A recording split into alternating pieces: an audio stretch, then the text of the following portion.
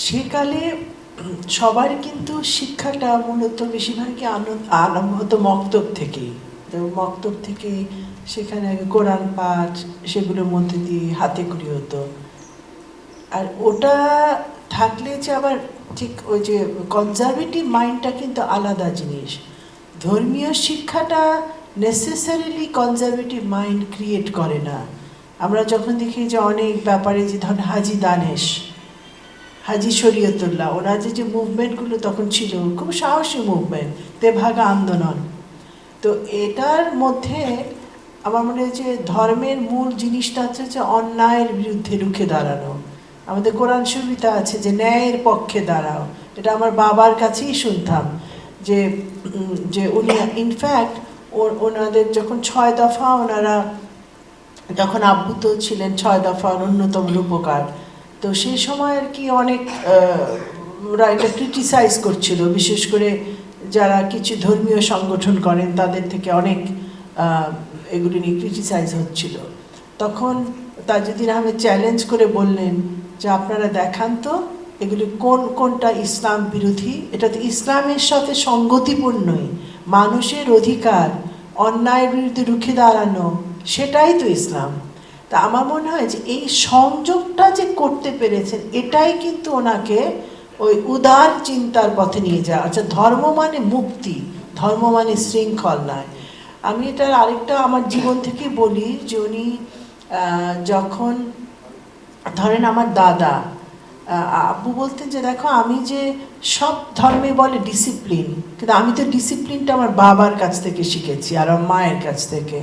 তো বলতেন যে কীরকম, বলতেন যে যখন ইনফ্যাক্ট পরে আমার ফুপু উনিও এই ঘটনাটা বলেন, আমি ওইভাবে আছি যে উদারতা, ধর্ম, শিক্ষা এগুলো কিন্তু সব সম্পৃক্ত, রাজনীতির সাথে সম্পৃক্ত।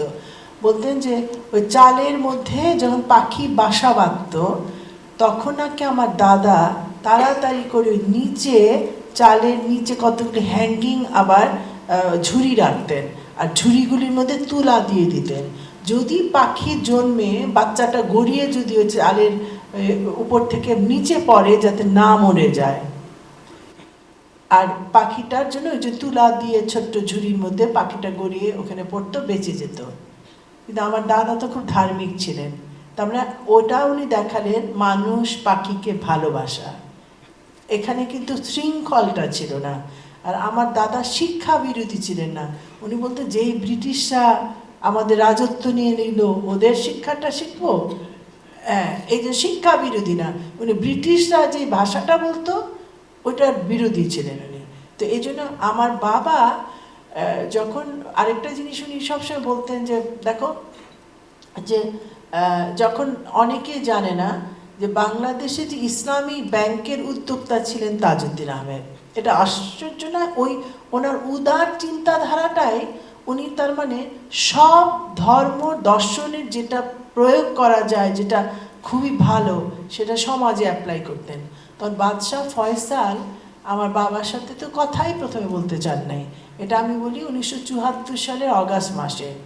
উনি বলছে যে কি তোমাদের সাথে, মানে উনি প্রথম যখন সাক্ষাৎ পেলেন, বাদশাহ ফয়সাল বললেন তোমরা তো ধর্ম নিরপেক্ষ, তোমরা তো ধর্ম মানো না, এটা কি মানে উনি এভাবে প্রশ্ন করলেন।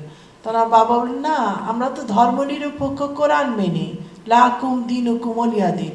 আমরা বলছি তোমার জন্য তোমার ধর্ম, আমার জন্য আমার ধর্ম, আর ধর্ম নিয়ে বাড়াবাড়ি করিও না। এটাই তো প্রফিটের কথা। যে আমরা পাকিস্তান আমলে দেখেছি ধর্মটাকে ব্যবহার করা হচ্ছে শোষণ করার জন্য, কিন্তু তখন উনি এত সুন্দর ব্যাখ্যা দিলেন যে প্রফিট তো এসেছিলেন মানুষের মুক্তির জন্য। এই ক্লাস, এই যে শ্রেণী সংগ্রাম, এটা তো প্রফিটই। ওই শ্রেণী যারা এক শ্রেণী শোষণ করবে তাদের বিপক্ষে উনি দাঁড়িয়ে শোষিতের পক্ষে দাঁড়িয়েছিলেন।